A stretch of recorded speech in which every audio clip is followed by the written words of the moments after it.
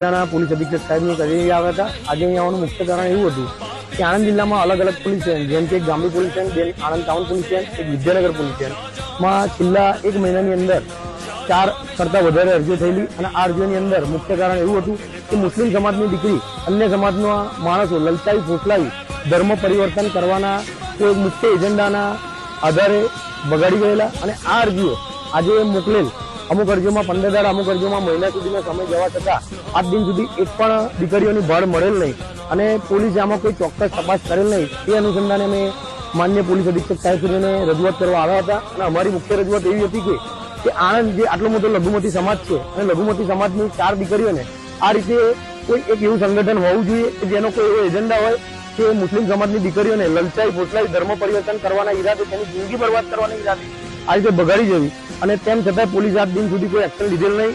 એ માટે અમે આવેલ હતા અને અમારું પોલીસ અધિક્ષક સાહેબશ્રી સામે અમારી મુખ્ય રજૂઆત એવી જ હતી કે આ તપાસ કોઈ બી એક સક્ષમ એજન્સી જેમ કે એલસીબી, એસઓજી કે ક્રાઇમ બ્રાન્ચને સોંપવામાં આવે અને અમારી દીકરીઓ અમને પરત સોંપવામાં આવે અને કાયદેસરની કાર્યવાહી કરવામાં આવે। તેની સાથે સાથે આ વાતમાં નવાઈની વાત એવી છે કે આમાંથી એક કેસ એવો હતો કે જેમાં સામાવાળા ખંભાતના છે અને આ તપાસ ગામડી પોલીસ સ્ટેશનમાં છે। ગામડી પોલીસ સ્ટેશનના એક અધિકારી જે જાતે ખંભાતના છે, આમાં એક સકમન લેડીઝ છે એ જાતે ખંભાતના છે અને કોઈ ડિસ્ટર્બના ભાઈ જયદીપભાઈ ગામડી પોલીસ સ્ટેશનના વિજયસિંહ આ બંને જણા સીધી રીતે સામાવાળાને સપોર્ટ કરી રહ્યા અમને દેખાઈ રહ્યું છે અને પોલીસની આમાં સીધી સંડોવણી છે આ કેસની અંદર એવું અમને લાગી રહ્યું છે। જેથી અમારું ગુજરાત રાજ્યના ગૃહમંત્રી સાહેબ હર્ષ સંઘવી સાહેબને કહેવું છે કે મુસ્લિમ સમાજની દીકરી મુસ્લિમ સમાજમાં જ શોભે, હિન્દુ સમાજની દીકરી હિન્દુ સમાજમાં જ શોભે।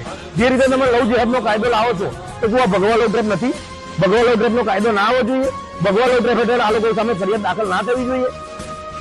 મુસ્લિમ સમાજને સિટીઝન 2 નું બિરુદ હજુ નથી મળ્યું।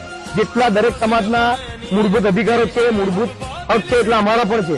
આવી સામાવાળા સામે યોગ્ય કાર્યવાહી થવી જોઈએ અને ગુનો દાખલ થવો જોઈએ અને અમે પોલીસ અધિક્ષક સાહેબશ્રીને હજુ આપ મીડિયાના માધ્યમથી કહીએ છીએ કે અમે હજુ બી આપની ન્યાયની અપેક્ષાએ બેઠા છે। ચોક્કસ એજન્સીને આ કામ સોંપી કાયદાની મર્યાદામાં આમાં યોગ્ય પગલાં લેશો, નહીં તો આમાં અમારા આગળ કાયદેસરની કાર્યવાહી કરવાની જરૂર પડશે। જરૂર પડે તો ગાંધીજીના માર્ગે અમે આંદોલનો પણ કરીશું।